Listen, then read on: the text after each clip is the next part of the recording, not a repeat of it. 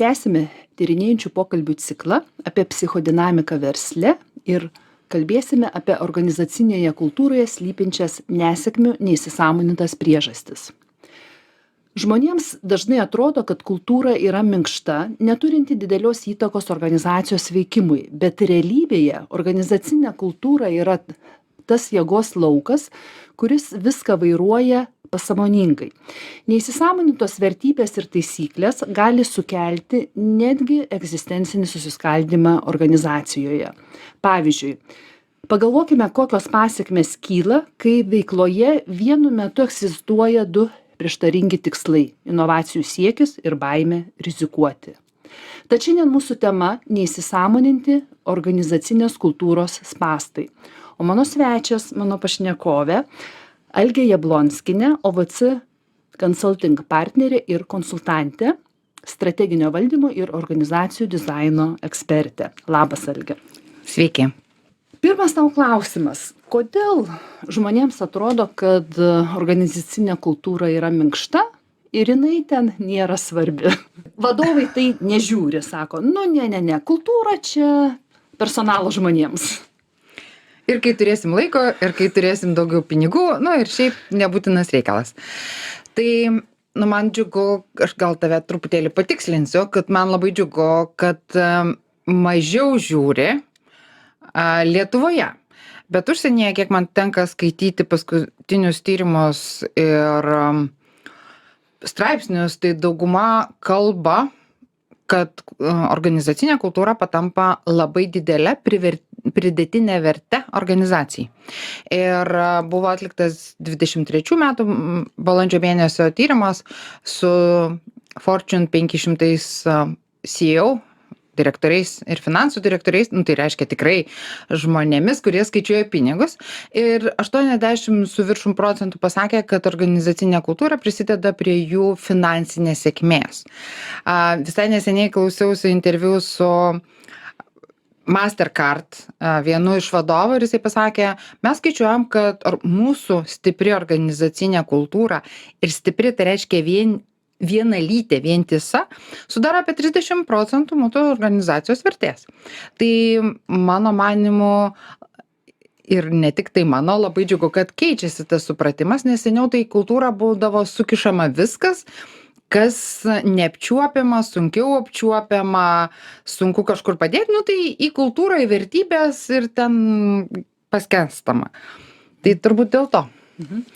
Man dabar kyla mintis ir norisi mūsų pokalbį pakreipti į neįsisąmonintus dalykus. Žmonėms beklausant tyrimų gali atrodyti, dabar vėl racionaliai viską susidėliosiu, susitvarkysiu ir jau mano ten įmonės vertė kils. Bet dėja, kaip mes žinom, tie dalykai neveikia ir jau seniau buvo kalbama ir netgi tyrimai yra atlikti, kad 70 procentų organizacijos nepanaudoto potencialo arba tuščiai išnaudoto potencialo yra sąveikoje tarp žmonių arba, kitaip tariant, kultūroje. Tai aš, Algė, noriu tave pakviesti, pakalbėti apie tai, kaip tu matai, kaip tie neįsisąmoninti dalykai neleidžia turėti tos tikros kultūros, kuri yra sėkmės organizacijos priežastis.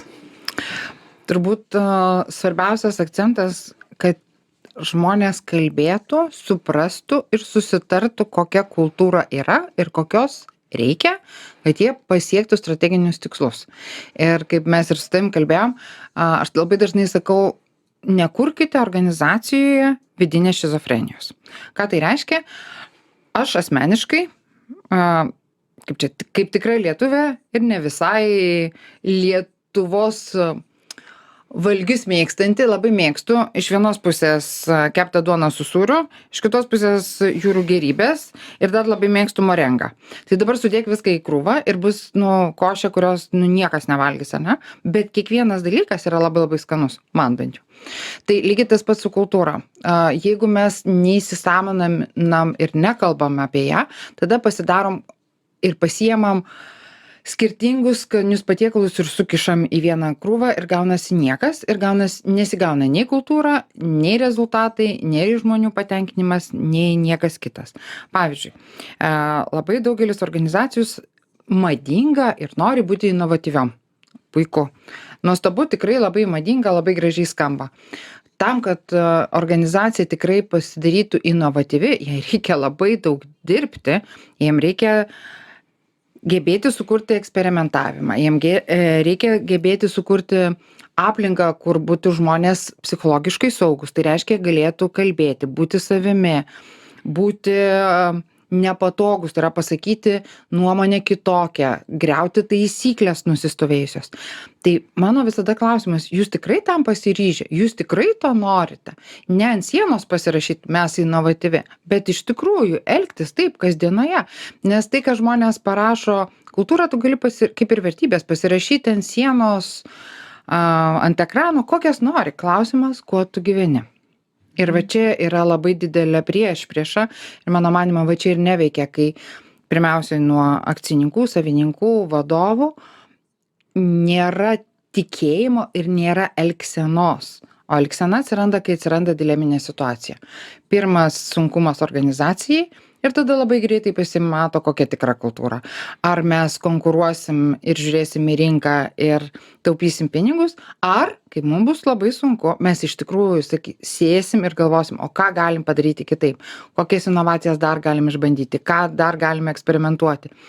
Tai va čia ir pasimato dileminėse situacijose, kokia ta kultūra yra tikrai, ar ką mes tik tai deklaruojam. Ir čia norisi pridurti, kodėl tai yra neįsisąmoninti spąstai.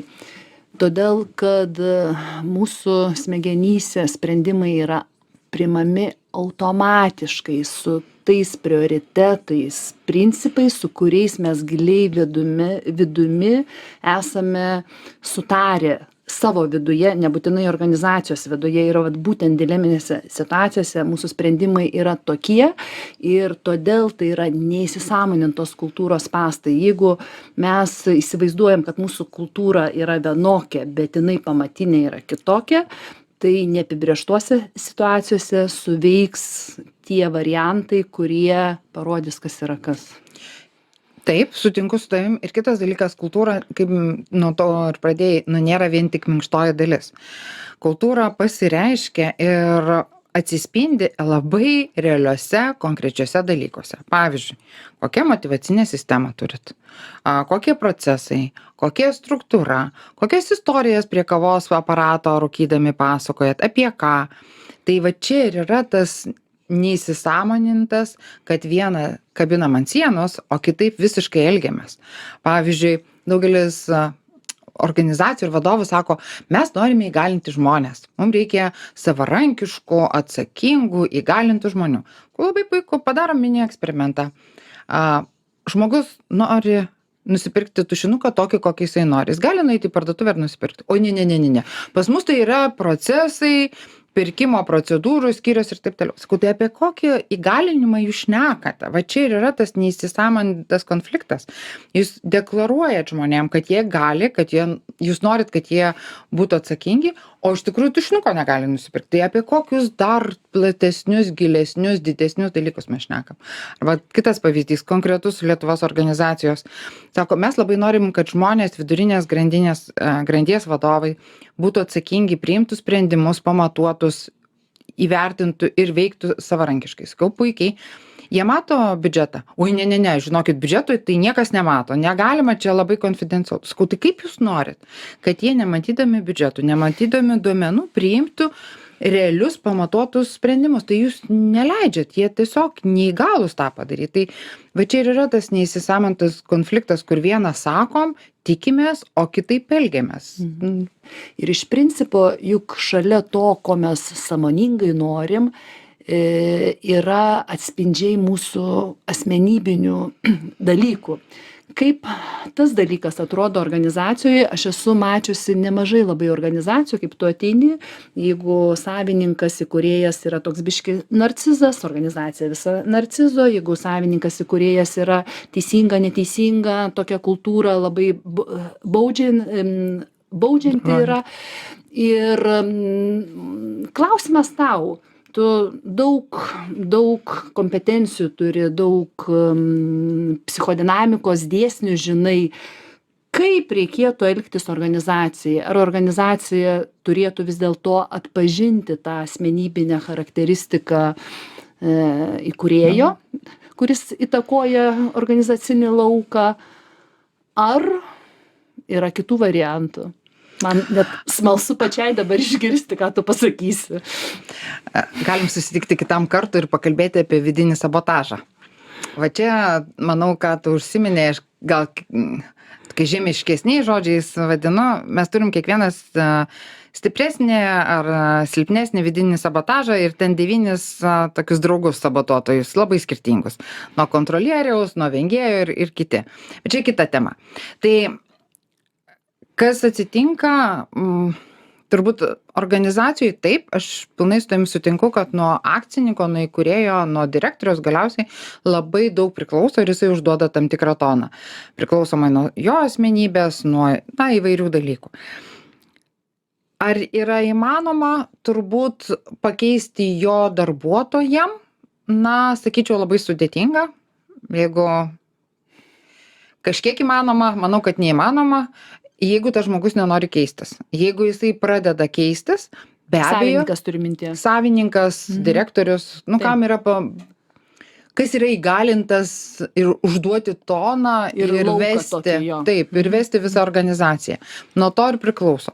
Ir ką aš matau realiuose organizacijose, tai vieni atvejai tikrai matau, kaip ir savininkai, ir dirbantis versle daug metų, po truputį keičiasi. Nereikia galvoti ir įsivaizduoti, kad pokytis bus greitas ir drastiškas nuo ten vienos pusės į kitą, bet jie pradeda suprasti ir truputėlį kažką keisti savo elgesyje, nes jiem irgi reikia laiko tos stereotipinius elgesius suvokti, suprasti prasmę jų keitimo ir tada keisti.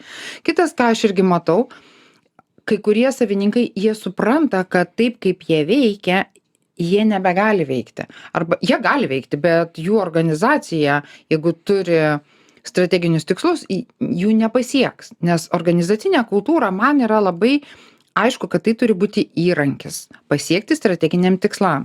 Ir aš tai dažniausiai, kai dirbu su organizacijom, tai išskiriu 4 tipus, kad tai nebūtų kažkokie debesėliai, bet tai yra labai aiškus su aiškiais apibūdinimais, aiškiais dalykais 4 tipų kultūros. Tai yra kontroliuojanti, kaip tu sakai, jeigu žmogus tiek savininkas, tiek organizacija nori viską turėti surašyta, sukontroliuota, procesai, sistemos ir taip toliau, bet visada yra minusas, kiekvienoje kultūroje yra pliusai ir minusai, bus biurokratija, bus stagnacija, bus daug ten etapų, struktūrų ir taip toliau. Tai yra pirma, kontroliuojanti arba hierarchinė, antra yra bendradarbiavimo, jeigu paklausiu žmonių, tai dauguma nori bendradarbiauti. Bet klausimas, ar tikrai jūs pasiruošę tiek laiko investuoti, tiek kalbėtis, tiek leisti žmonėm priimti sprendimus, ar ne? Tai vieni taip, kiti sako, ne. Taigi, antra bendradarbiavimo, trečia yra inovatyvi arba kūrybinė, kurioje eksperimentavimas, inovacijos, ir tai aš nešneku apie startupus ir tech kompanijas. Inovacijos gali būti kasdienoje, pavyzdžiui, Toyotos pavyzdys, ar ne, kur inovavo ir ieškojo sprendimų kiekvienas paprastas darbininkas. Na ir ketvirta yra konkurencijos arba rinkos. Kada mes žiūrim į klientą, kada mes žiūrim rezultatų labai stipriai čia ir dabar. Ir visos jos uždirba pinigus ir visos jos pasiekia rezultatus. Klausimas kaip? Tai ar savininkas sutinka, pirmas dalykas, supranta, kaip jisai siekia rezultato ir tada ar jam šitas elgesys padeda arba trukdo. Ir tikrai matau ir dabar tendenciją ir Lietuvoje, kai savininkai, kurie įkūrė organizacijas, bet kai organizacija išaugo, jinai turi visai kitokius strateginius tikslus, augimą, tarptautinį, inovatyvą, jie atiduoda vadovauti kitiem. Gali būti vaikai, gali būti samdomi vadovai. Man dabar ateina tokia asociacija. Lietuvos kvapų žymiam žmogui uždaviau klausimą, kas yra kokybė kvapuose. Ir man labai patiko jų atsakymas, kurį galima taikyti bet kur. Atsakymas buvo, kokybė kvapuose yra tada, kaip yra visuma. Ir bet 100%. kuri sudėtinė dalis, jeigu yra šiek tiek falšo, netikrumo, neatitikimo, jinai sugadina kvapą ir kvapas nebebus kokybiškas. Pasirašau Ir lygiai- 120 Ir dabar procentų. tavęs klausydama, man labai gražiai asocijuojasi su organizacinė kultūra ir ką mes šiandien apie ką mes kalbam, kur yra neįsisąmoninti spąstai. Kaip mes norim tam tikros kultūros, turi kiekviena sudėtinė dalis nuo pačios idėjos iki Procesų, struktūros, elgsenos, bet ne tik elgsenos, tai yra, jūs galite sakyti, mes norim bendradarbiaujančios kultūros ir padaryti motyvacinę sistemą su ypatingai didelė kintama dalimi už individualius rezultatus. Tai ką jūs žmogui transliuojat? Tu varyk, nesvarbu ką kiti. Tai apie kokį bendradarbiavimą jūs šnekat? Va čia. Arba sako, jo, mes norim bendradarbiavimo. Ir tada nueina per vakarėlį, kavą geriant, susirinkime, sako, bet žinai, va tas tai labai gerai pavarė, visi kiti tai žinai nelabai. Bet jau va tas, tai ką jūs kuriat? Jūs konkurenciją kuriat. Tai va čia ir yra visuma. Ir tą galima sutvarkyti, tą galima dirbti, jeigu tu pradedi apie tai kalbėti. Ir ką aš matau iš savo patirties, kad kaip kultūrą pasakai, tai visi, tai čia softas, tai čia neaišku, ką daryti, geriau nelieskim. Bet kai tu pradedi sakyti, žiūrėk, yra 4 tipos, jie kiekvienas turi savo apibūdinimą ir aišku, sritis, su kuriomis reikia dirbti, kad, plius minus pradėtum darytis vienalytiškumo, tada kažkaip, ta disonansas ar vidinė šizofrenija, jinai mažėja. Ir tu tada žinai, ir kokius žmonės pasirinkti, nes irgi labai dažnai reikia bendradarbiavimo, reikia. Pasiema labai bendradarbiaujantį žmogų ir jį suvalgo. Tai kam šitos įtampos? Ta prasme, tai jum nepasiruošia, jūs norit būti labai stiprus rinkai, užimti. Tokia jūsų strategija. Puiku.